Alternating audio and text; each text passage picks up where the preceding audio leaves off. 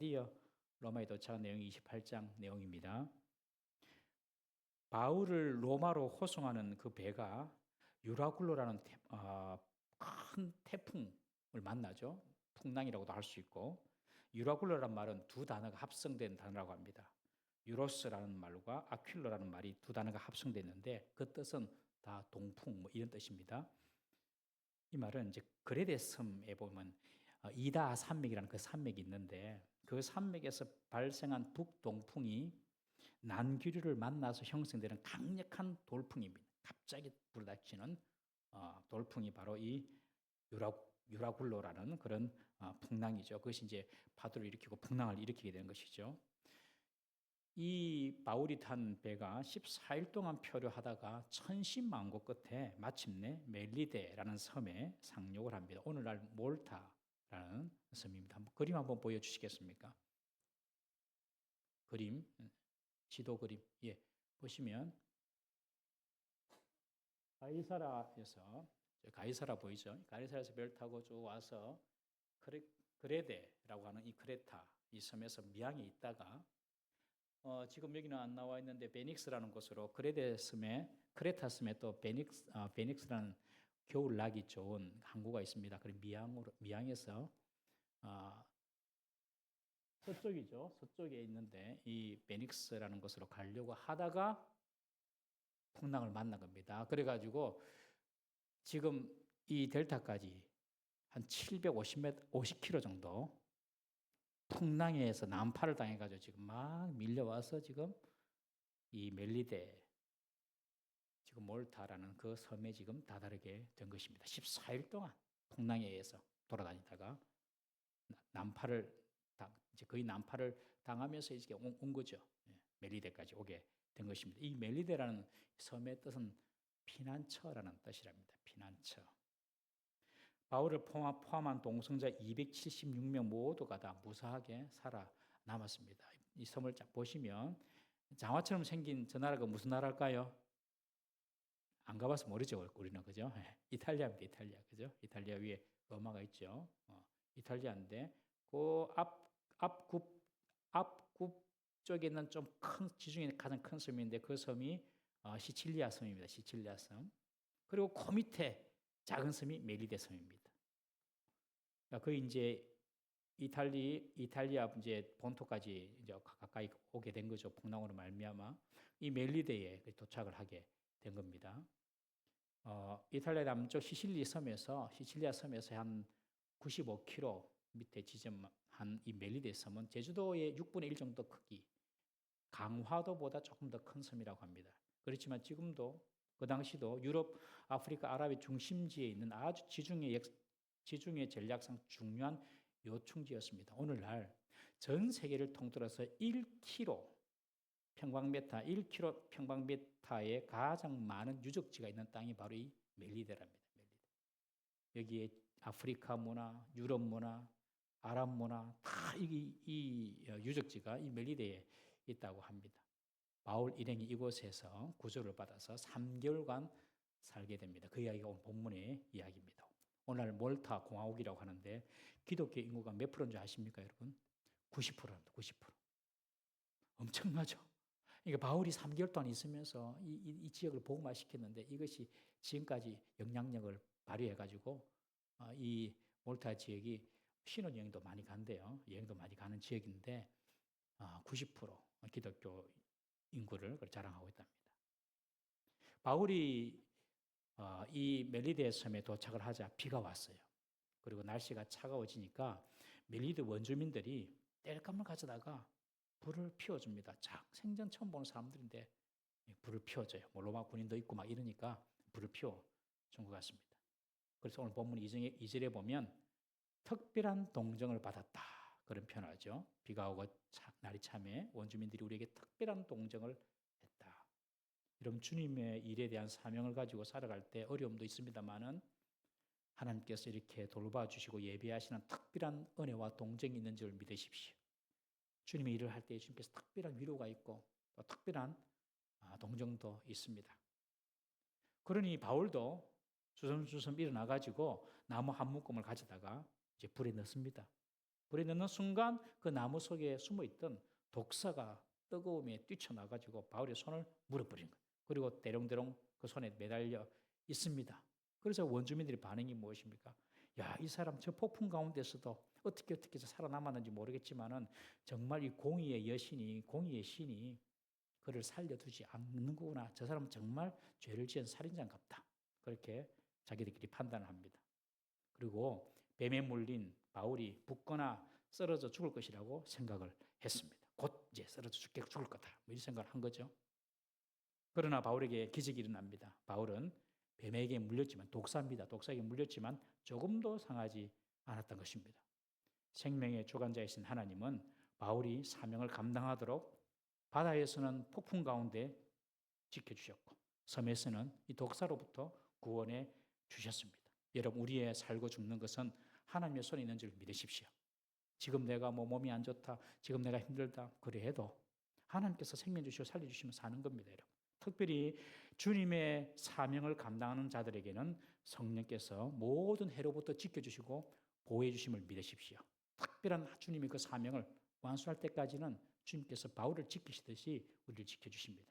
우리 마가복음 16장 17절 18절 한번 읽어보겠습니다. 시작. 믿는 자들에게는 이런 표적이 따르니 곧 그들이 내 이름으로 귀신을 쫓아내며 새 방언을 말하며 뱀을 집어 올리며 무슨 독을 마실지라도 해를 받지 아니하며 병든 자에게 손을 얹은 즉 나으리라 하시더라. 여기 보면 뱀을 집어 올리며 무슨 독을 마실지라도 해를 받지 않는다. 그래서 어떤 사람은요, 정말 믿는 자들의 이런 표적이 있으니까 내가 한번 뱀독을 먹어볼래 이런 사람도 있었어요. 어떤 부흥사 중에서. 그래서 죽었어요. 무슨 말입니까, 여러분? 일부러 독 마시고 그런 거 아닙니다, 여러분. 일부러 이렇게 독 마시고 뭐 뱀에 물리고 그러라는 뜻이 아니죠, 여러분. 하나님 말씀드리니까 한번 해봐야지. 그것은 하나님을 시험하는 겁니다. 하나님을 시험하는 거. 지금 바울이 독사에게 일부러 물렸습니까? 그런 거 아니잖아요. 하나님을 시험해서는 안 됩니다. 그러나 하나님께서 당신의 사명을 감당하는 이들에게는 이런 해로부터, 이런 악함으로부터 보호하고 지켜주실 줄 믿으시기를 바랍니다. 저와 여러분들이 지금까지 주님의 일을 위해서 살아왔다면 지금까지 살아오는 가운데 우리가 알지 못한 어떤 독사의 위험이나 그와 비견되는 다른 어려움들, 어떤 사건, 사고들 있었겠지만 하나님께서 무사하게 지나가게 해주신 줄 믿으시길 바랍니다. 저도 지내놓고 보니까 목숨을 잃을 뻔한 그런 교통사고 위기가 한 2번, 3번 있었는데 뭐 그때는 다 이렇게 느낄 정도였으니까. 그러나 부지불식간에 알지 못하고 넘어간 위기의 순간이 더 많았을 거예요. 그렇지 않겠어요? 여러분들도 지금까지 오시면서 하나님께 지켜주셔서 여기까지 오셨겠지만 그러나 알지 못하고 넘어간 위험, 알지 못하고 위험한 어떤 사고 있었지 않겠습니까? 지금도 몰라요. 그렇지만 하나님께서 다 생명 싸게로 우리를 다 지켜주셔서 오늘도 이 시간 예배할 수 있음을 믿으시기를 바랍니다. 여러분, 하나님께서 우리에게 생명을 지켜주시는 것은 하나님의 사명이 남아있다는 뜻입니다. 이 사실을 꼭 알아야 됩니다.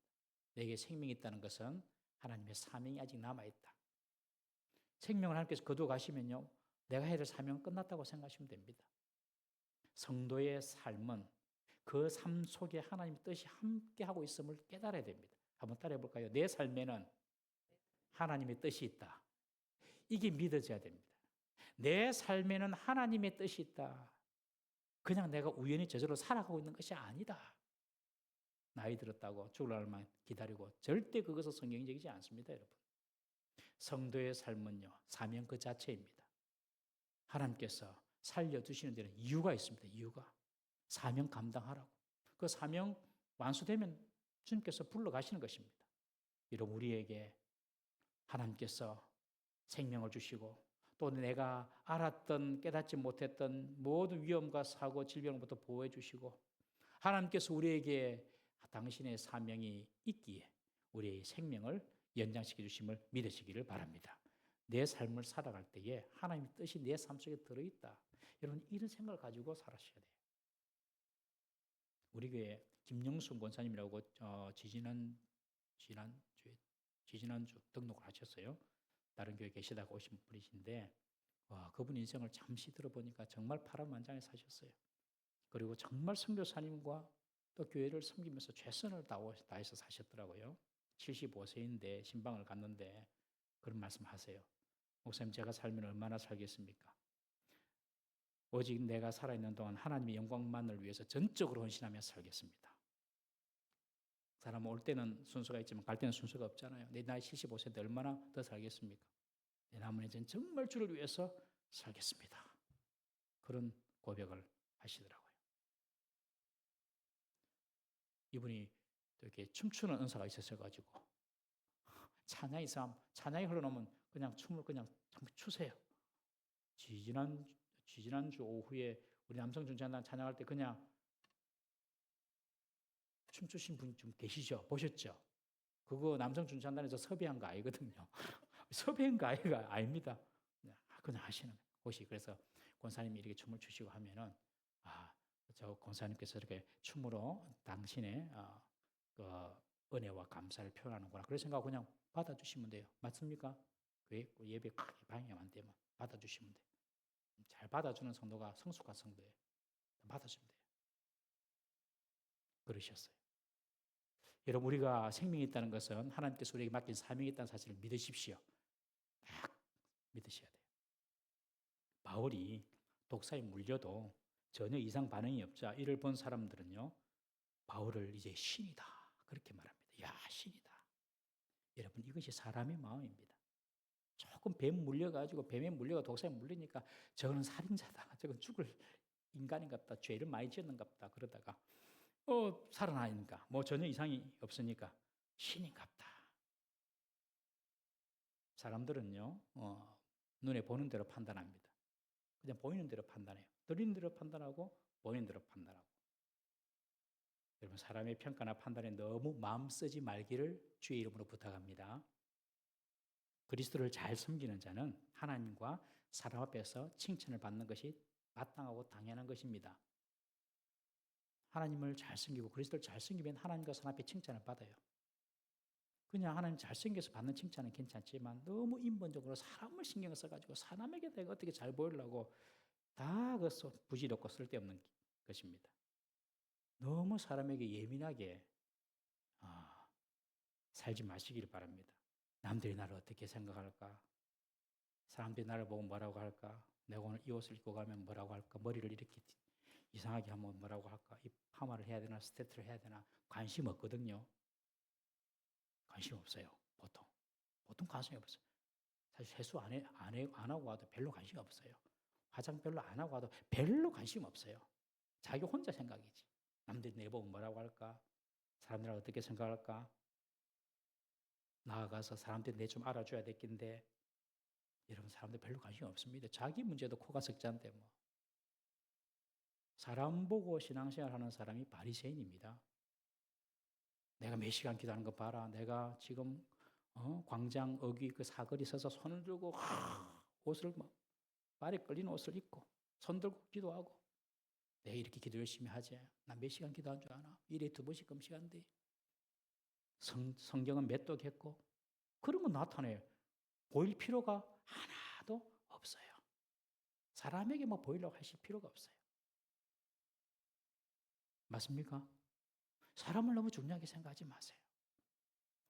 일제도 말씀드렸지만 어떤 목사님이 명함을 주시는데 40회 금식기도 40회 실시 이 명함에 박아가지고 40일 금식기도 40회 실시 와 이거는 뭐 어떻게 했다는 거예요. 그러면서 자신을 부흥 강사 좀 써주라고 40회 금식기도를 40회 실시했으면 무슨 사단이 났을 건데 그냥 사람들이 알아주면 되는데 뭐 한다고 찍어가지고 이렇게 이야기합니까 여러분? 여러분, 사람들에게 보이려고 신앙생활 하다 보면 그 많은 시간을 허비하게 됩니다. 조금도 주님을 닮은 형상이나 주님의 향기는 찾아볼 수가 없습니다. 여러분, 외식 신앙에는 열매가 없어요. 주님과 연결된 신앙만이 열매가 있지 사람에게 보이려고 하는 외식 신앙에는 열매가 없어요. 사람에게 너무 신경을 쓰는 사람은요 반대로 하나님께는 상대적으로 마음이 덜 갑니다. 여러분, 사람보다 하나님 나를 어떻게 보실까? 사람보다 하나님 나를 어떻게 판단하실까? 지금 하나님 나를 기뻐하실까? 하나님 나를 보시고 정말 기뻐하실까? 좋아하실까? 하나님 중심으로 살아야지. 사람 중심으로 살면 헛방입니다. 헛방. 수십 년 신앙생활 해도 내가 사람을 기쁘게 하랴, 하나님을 기쁘게 하랴. 사람을 기쁘게 하였다면 그리스도의 종이 아니니라. 여러분, 사람의 종이 아니라 그리스도의 종, 하나님의 종으로 살아가는 우리 성도님 되시기를 주의 이름으로 축복합니다. 사람들은요, 자기 보는 대로 말하고 들은 대로 말해요. 물리니까 뱀에, 저거는 살인자다, 괜찮으니까 신이다. 너무 그 사람들이 그 부평초같이 떠다니는 그 마음에, 그 말에 여러분들 현혹되지 마세요. 오직 주님만 바라보세요. 할렐루야. 딱 주님만 바라보고 신앙생활 하면 됩니다. 바울이 독사에 물려서도 이상이 없는 것을 보고 사람들이 신으로 생각을 합니다. 그러면서 그 섬에서 제일 높은 사람 보볼리오라는 사람이 있는데 이 사람이 바울 일행을 초청합니다. 아마 바울과 누가 좀 초청한 것 같아요. 그래서 자기 집으로 데리고 가니까 이 보볼리오의 집에 아버지가 계시는데 열병과 이질로 누워 있는 것을, 병들어서 이렇게 누워 있는 것을 바울이 봅니다. 바울은 그 아버지의 방에 들어가서 기도해주고 안수해서 고쳐줍니다. 이로 인해서 많은 사람들이 병을 고치기 위해서 이 보볼리 집으로 모여듭니다. 바울은 그들 모두를 고쳐줍니다. 그로 인해서 바울 일행은 후한 대접을 받습니다. 떠날 때에도 항해에 필요한 모든 것들을 실어주어서 항해하는 동안 전혀 불편함이 없게 했습니다. 바울과 그 일행은 멜리데 섬 주변의 주민들의 환대를 받았습니다. 하나님은 당신의 사명을 이루기 위해서 모든 것을 바친 사람에게 하나님께서는 필요한 것도 채워주시고 도울 자도 붙여주심을 믿으시기를 바랍니다. 그냥 하나님께서 가라 끝나는 게 아니에요. 하나님께서 당신의 일을 하려고 다 결심하면은 하나님께서 필요한 것도 채워주시고 사람도 붙여주세요. 성경에 증명하고 있지 않습니까? 모세 혼자 일했습니까, 여러분? 훌루가 여호수아가 도와줬고 또 아론이 도와줬고 바나바 혼자 했습니까? 바울 혼자 했습니까? 바나바도 있었고 실라도 있었고 디모데도 있었고 다윗 혼자 했습니까? 요나단이 있었고 엘리야 혼자 했습니까? 사르밧 과부도 있었고 심지어 까마귀까지 날아왔고 엘리사 혼자 했습니까, 여러분? 수넴 여인이 와서 딱 도와주고.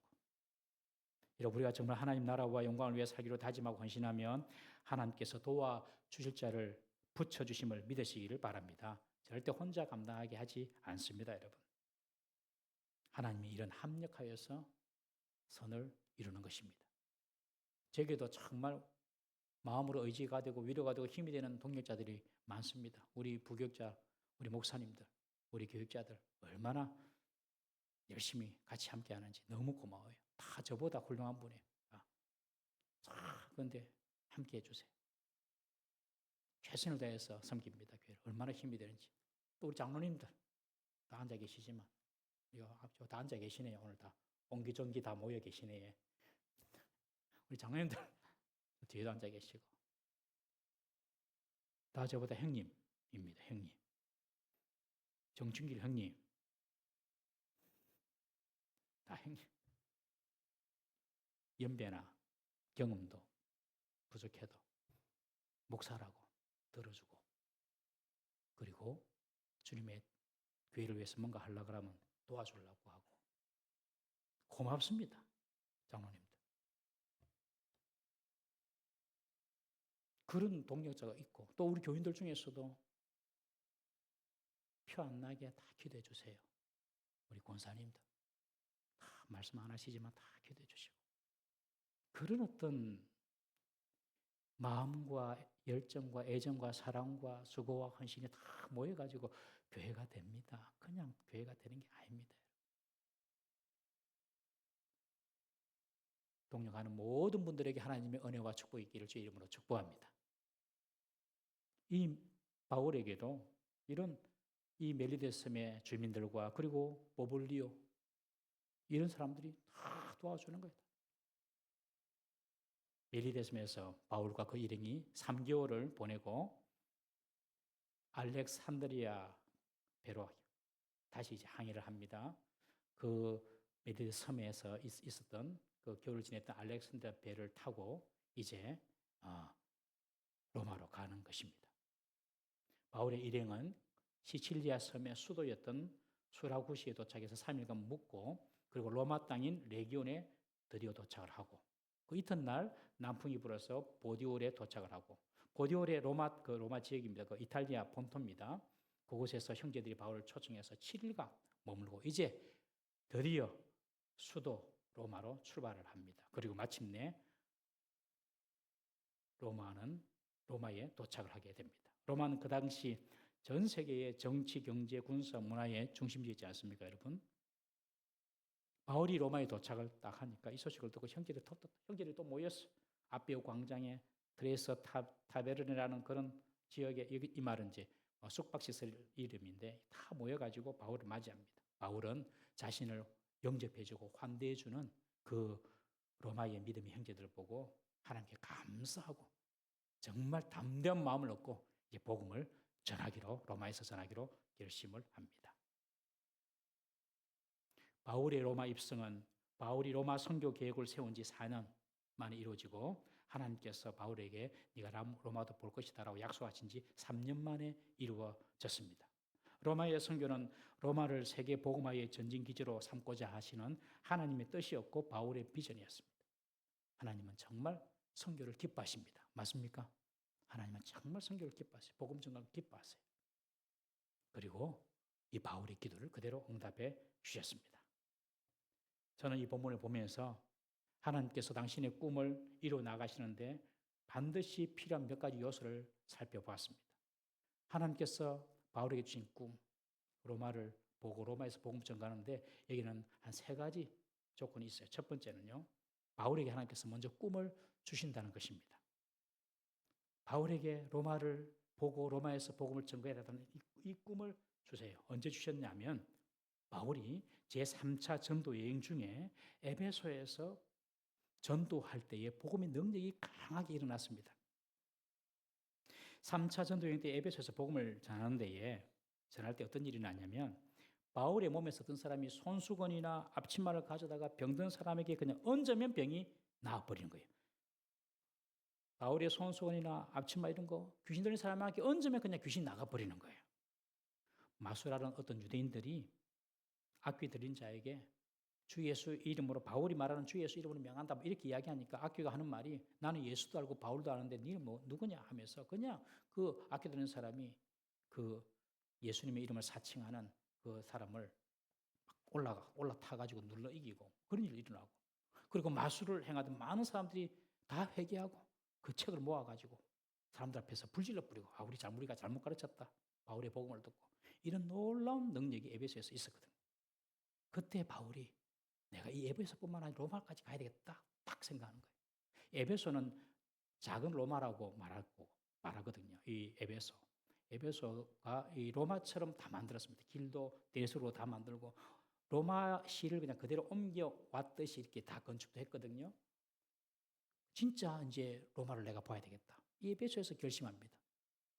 이 결심을 한번 보겠습니다. 사도행전 19장 21절 말씀 한번 보겠습니다. 사도행전 19장 21절 한번 읽어보겠습니다. 시작. 이 일이 있은 후에 바울이 마게도냐와 아가야를 거쳐 예루살렘에 가기로 작정하여 이르되 내가 거기 갔다가 후에 로마도 보아야 하리라. 이 일 후가 금방 이야기한 다 일이 손수건으로 앞치마로 귀신 쫓아내고 병 치유하고 그리고 또 마술을 행하던 사람들이 와서 책을 다 불태우고 회개하고 하는 이 일이 있은 후 그 에베소에서 내가 로마를 보아야 하리라. 비전이 확 들어온 거예요. 여러분 어떤 사람에게 비전이 생긴 줄 아십니까? 성령이 충만해야 됩니다. 성령 충만하면 비전이 안 생겨요. 내가 뭐 해야 될지 모르겠는 사람은 어떤 사람이냐면 성령이 안 충만한 사람이에요. 그래서 우리 학생들이 성령이 충만해야 돼요. 학생들이. 성령이 충만해지 내가 앞으로 뭘 해야 될지 보이는 거예요. 나이가 40이 되고 50이 돼도 내가 뭘 해야 될지 몰라요. 왜요? 성령이 안 충만해서요. 내가 뭘 해야 되겠다? 모르겠는 사람은 기도부터 하세요. 기도부터.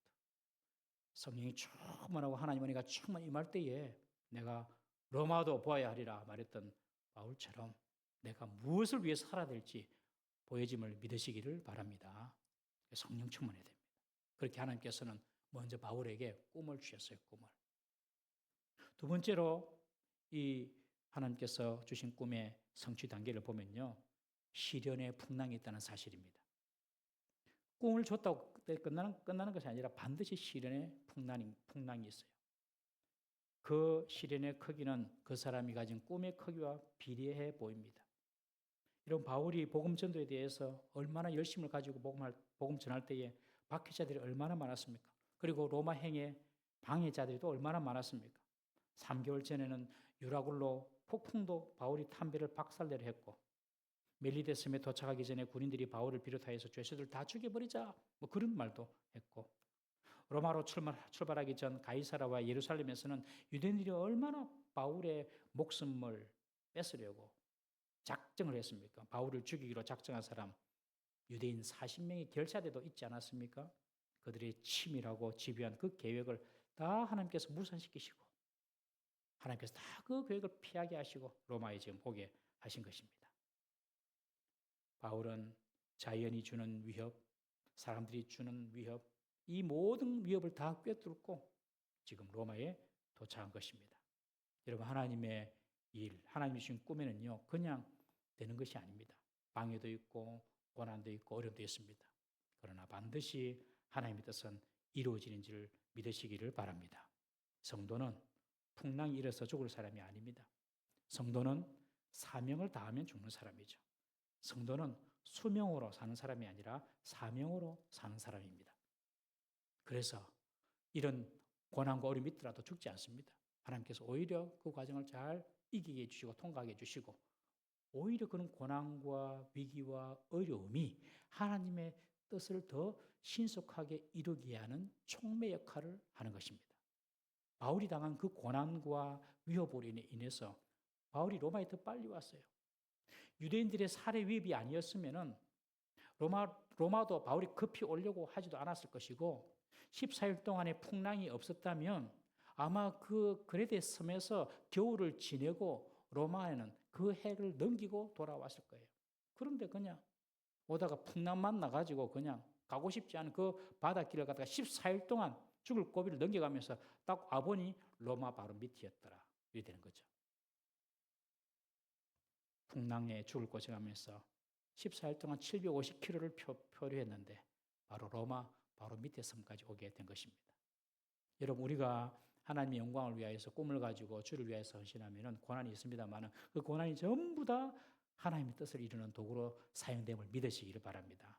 요셉도 마찬가지. 요셉도 누명 쓰고 죄수로까지 낮아졌는데 다음 날 왕 앞에 섭니다. 30살에 애굽의 총리가 되죠. 억울한 누명을 쓰고 감옥에 내려가는 그 요셉. 감옥에 갈 사람이 아니잖아요. 그런데 그런 고난을 통하여서 하나님은 요셉을 그냥 하루아침에 총리로 세우십니다. 찬송가 374장에 이 풍랑이 연하여서 참 좋은 가사예요. 그 다음 뭡니까? 더 빨리 갑니다. 이 풍랑이 연하여서 더 빨리 갑니다. 풍랑 온다고 우리가 불평하고 원망할 것이 아니에요. 하나님께서 더 빨리 가게 하시는구나. 더 빨리. 제정신으로 만약에 이 바울과 그 일행들이 제정신이었다면 겨울을 지내려고 페닉스 거기서 그냥 그레다 성에 머문다니까요. 가만히 있어요. 그러나 하나님께서 그냥 광풍을 보내가지고 그냥 멜리데까지 740km 떨어진 멜리데까지 14일 만에 그냥 옮겨버리신 거죠. 여러분에게 오는 때로는 시련과 고난과 고통이 더 주님의 뜻을 이루는데 주님께서 더 빨리 뜻을 이루게 하시고 그리고 더 온전하게 주님의 뜻을 이루는 도구로 사용하심을 믿으시기를 바랍니다. 절대로 하나님께서 주신 꿈은요 꺾을 수 없어요. 내만 포기하지 않으면 시련이 와도 그것 때문에 더 빨리 그 꿈이 이루어지게 되는 것입니다.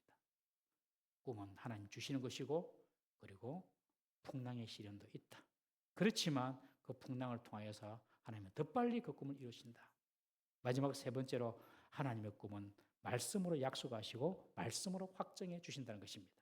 우리 사도행전 23장 11절 말씀 한번 다 같이 읽어보겠습니다. 시작. 그날 밤에 주께서 바울 곁에 서서 이르시되 담대하라 내가 예루살렘에서 나의 일을 정언한 것 같이 로마에서도 정언하여야 하리라 하시니 유대인들 위협 때문에 잡혀 있을 때 예루살렘에 하나님께서 하신 말씀이에요. 담대해라.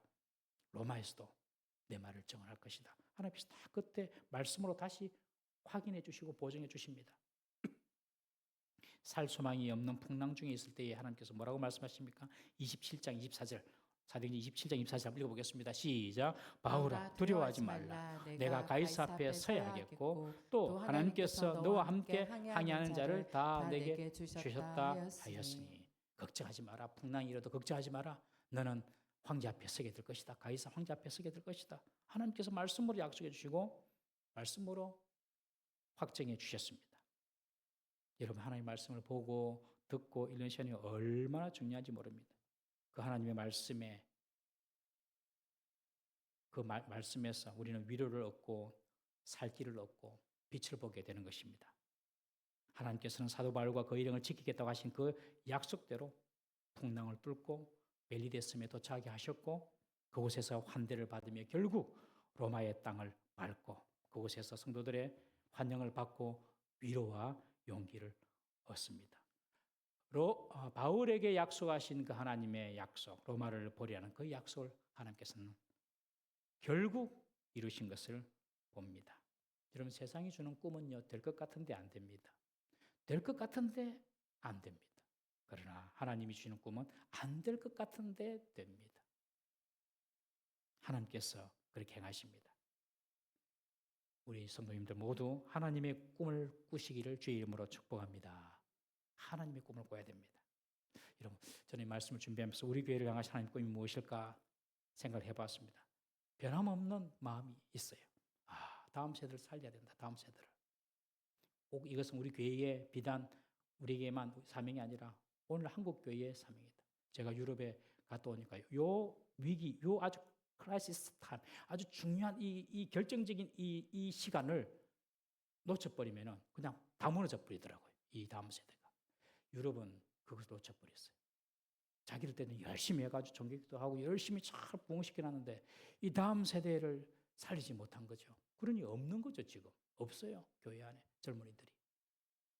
아직까지 우리 교회는 그리고 우리나라는 아직까지 기회가 있다고 생각합니다. 그렇지만 여러분들 대학생들 기독교인 비율이 몇 프로인지 아십니까? 3.3%입니다. 3.3%. 3.3% 말이 됩니까? 대학생들이 교회 나간 아이들이 3.3%밖에 안 돼요. 심각합니다. 더 이상 우리가 기다릴 수가 없어요. 다음 세대가, 목사님, 다음 세대가 뭡니까? 정리를 해주세요. 다음 세대가 뭐냐면 내 뒤에 오는 모든 세대가 다음 세대입니다. 내가 55살이면 50살이 다음 세대고 40대가 다음 세대고 여러분들 60대면 50대보다 다 다음 세대고 여러분들 80대면 70대 다 다음 세대예요. 맞습니까? 그렇게 생각하십시오. 다 내 뒤따라오는 세대가 다음 세대예요. 우리는 어쨌든 다음 세대의 밑거름이 돼야 돼요. 하늘에 썩는 미랄이 돼야 돼요. 그래서 30배, 60배, 100배가 내 뒤에서 열매가 확 열리도록 그렇게 살아야 됩니다. 우리는. 특별히 우리 청년들, 또 젊은 세대들, 우리 주일학교 학생들, 이 다음 세대 우리가 살리는 일에 힘을 써야 될 줄로 믿습니다. 사도행전의 역사가 28장으로 끝나지만 우리 교회가 다음 세대를 살리는 역사가 사도행전 29장을 통하여 나타나기를 주의 이름으로 축복합니다. 우리 다 같이 한번 기도하겠습니다. 우리 이 시간에